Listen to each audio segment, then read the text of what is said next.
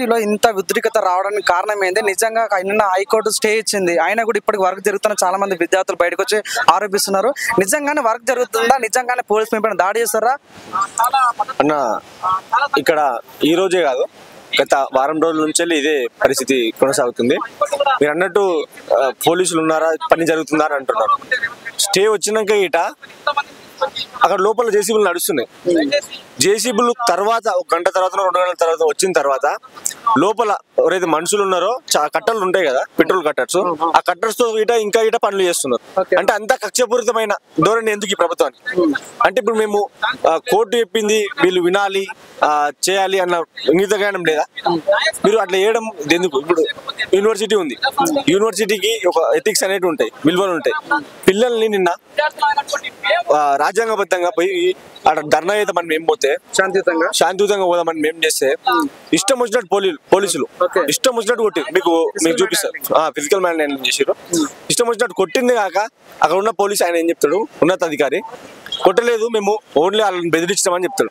అంటే మేము చూస్తున్నాం అందరం అబద్ధమా? వీడియోలు ఫేకా? మేము వీడియోలు చూపిస్తాం, వీడియోలు మీకు మీడియా గిట్ ఇస్తాం. ఇప్పుడు పోలీసులు అంతమంది 1000 మంది లోపల ఉన్నారు, మీడియాని ఎందుకు రాణిస్తలేరు లోపలికి? ఇప్పుడు నువ్వు కరెక్ట్ చేస్తున్నావు, నీ ప్రభుత్వం ల్యాండ్ ప్రభుత్వం అయినప్పుడు మీడియాని ఎందుకు రాణిస్తుంది కదా? అంత నిజాయితీ ఉన్నప్పుడు నువ్వు ఎందుకు రాణిస్తలేవు మీడియాని? రేవంత్ రెడ్డి, ఇది నువ్వు చేస్తున్న పని ఏదైతుందో ఇది ఖచ్చితంగా ఒక రోజు నీకు గుణపాఠం జరుగుతుంది. సుప్రీంకోర్టు ఈ రోజు నిన్న హైకోర్టు గీట ఒక స్టే ఇచ్చింది, అప్పటి వరకు మేము వెయిట్ చేస్తాం. మేము చివరి పట్టు వరకు, అంటే ఒక గజం గీట భూమి వరకు దీనికి న్యాయం జరిగే వరకు మేము అన్న. మీరు చూడండి, ఇప్పుడు తెలంగాణలో సినిమా యాక్టర్స్ పైన ఏదైతే నాగార్జున పైన ఎన్కన్వెన్స్ కూల్చినప్పుడు రవీంద్ర ఒక మాట చెప్పిండు, పర్యావరణాన్ని కాపాడుకుందాం, పర్యావరణం కోపం వస్తే వేరే రకంగా ఉంటాయని చెప్పిండు. పర్యావరణం కాపాడాలన్న రేవంత్ రెడ్డి ఈరోజు పర్యావరణాన్ని మొత్తం ధ్వంసం చేస్తుంటే ఎలా చూడాలంటావు?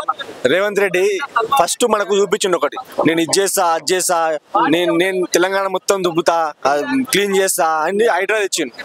ఒక్కటన్నా ఒక నాగార్జున ఇన్కన్వెన్షన్ తప్ప పైసలు ఉన్నది లేకుంటే రాజకీయ నాయకులు కొడతాను గులగొట్టంగా చూసిరా? పేద ప్రజలు, ప్రతి ఒక్క పేద ప్రజల్ని గులగొట్టిండు తప్ప. కానీ ఫస్ట్ మనకు చూపించింది నాగార్జున కానీ పడక గులగొట్టిండా లేకుంటే అది అలానే ఉందా? సరే అది ఓకే. ఓవైసీది మనం పైన గూగుల్ మ్యాప్ లో చూస్తే చెల్లగట్టినట్టు ఉంటది, మరి అది గులగొట్టలేదు. ఎంతో మంది రాజకీయ నాయకులు చెల్లరా ఏదైతే ఉన్నాయో ఆ పట్టని పరిస్థితులు ఉంటాయో వాడగట్టిరు. వాళ్ళ పరిస్థితి ఏంది?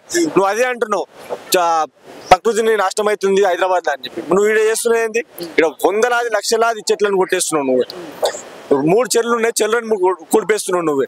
ఇక్కడ ఉన్న జంతువులు ఎక్కడ పోవాలి? ఇక్కడ ఉన్న పక్షులు ఎక్కడ పోవాలి? ఇక్కడ ఉన్న జనాలు విద్యార్థులు ఎక్కడ పోవాలి? ఇవి కనబడతలేవా రేవంత్ రెడ్డి నీకు? ఇవి కావా చెట్లు? ఇవి కావా పక్షులు? నువ్వు అంటున్నావు, ఇష్టం వచ్చినట్టు మాట్లాడుతున్నావు. ఏమని గుంటనక్కలు ఇక్కడ పక్షులు లేవు, జింతకలు లేవు, అవి లేవు అన్నావు.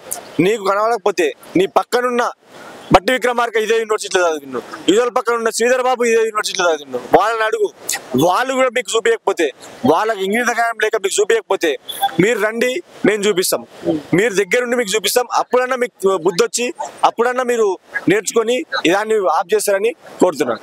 అన్న, మీరు అన్నట్టుగా శ్రీధర్ బాబు కానీ బట్టి విక్రమార్క ఇక్కడ నుంచి చదివారు కాబట్టి సో వాళ్ళు ఎందుకని ఈ విషయంపై రెస్పాండ్ కాలేకపోతున్నారు అన్న? నేను ఒక వీడియో చూసిన బట్టి విక్రమార్కది. ఆయన ఏం చెప్తుండంటే ఆయనకు అసలు ఏం తెలియదు, నేను ఇయ్యాలనే చూసిన, వీళ్ళంతా ఎవరో ఇదంతా అని మైకంలో ఉన్నాడు. అది ఏం చెప్తున్నాడు వీడియోలో ఒక ఛానల్ పోయి అడిగితే అదంతా ఏఐ తోటి చేసిన జిమ్కల్ అంట, ఏఐ తోటి చేసిన బుల్డోజర్స్ అంట, ఏఐ తోటి చేసిన అడవి అంట. అంటే ఎట్లా చేస్తారన్న? ఇప్పుడు వీళ్ళంతా పనిలోకి వచ్చిరా? ఇదంతా ఒకటి సెంట్రల్ యూనివర్సిటీలో చదువుతున్న విద్యార్థులు మొత్తం పబ్బం గడపనికి వచ్చిర్రా?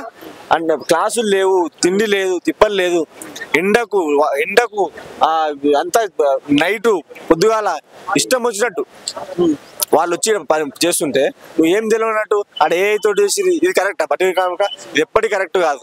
నువ్వు ఇది చదివినావు కదా, ఈడు చదివినావు కదా, దీనికి న్యాయం చేసేటట్టు చూడు. నువ్వు అనుకుంటున్నావు ఏమంటారు, తెలంగాణలో సామెత ఉంటది, తిన్నింటి వాసాలు లెక్క పెడుతున్నావు బట్టి విక్రమార్క. శ్రీధర్ బాబు కూడా మీరు కూడా తిన్నింటి వాసాలు లెక్క పెట్టడము ఎవరికి మంచిది కాదు, అది మానుకుంటే మంచిది. తెలంగాణ ప్రభుత్వం వచ్చిన తర్వాత హైడ్రాన్ ఒక స్కీమ్ వచ్చిన తర్వాత ఎమ్మెల్సీ ఎలక్షన్ ఒక్కొక్క సీట్ కాంగ్రెస్ రాలేదు. ఈ రకంగా ఇంత పెద్ద మొత్తం దేశం మొత్తం అల్లాకొల్లం అవుతుంది.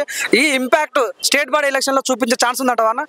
కరెక్ట్ అన్న, ఖచ్చితంగా ఒకవేళ ఇది కానీ ఎంకి తీసుకోపోతే ఒక్కొక్క విద్యార్థి తెలంగాణ విద్యార్థులు లేదంటే 2000 మంది విద్యార్థులు ఉన్నారు తెలంగాణ విద్యార్థులు లేకుండా స్టేట్ నేషనల్ వైడ్ ఉన్నారు. ప్రతి ఒక్క రాష్ట్రంలో కాంగ్రెస్ ఉంటుంది కదా, ప్రతి ఒక్క రాష్ట్రంలో ఎలక్షన్స్ ఉంటాయి కదా, అప్పుడు మాత్రం మేము తెలంగాణ ప్రజల తరపున చెప్తున్నా నేను, ఒక్కొక్క విద్యార్థి ఒక 1000 మందిని ఒక 10,000 మందిని ఇన్ఫ్లుయెన్స్ చేసి నీ పని కడతాం. ఇది మాత్రం ఎంకి తీసుకోపోతే మాత్రం రేవంత్ రెడ్డి ఖబర్దార్.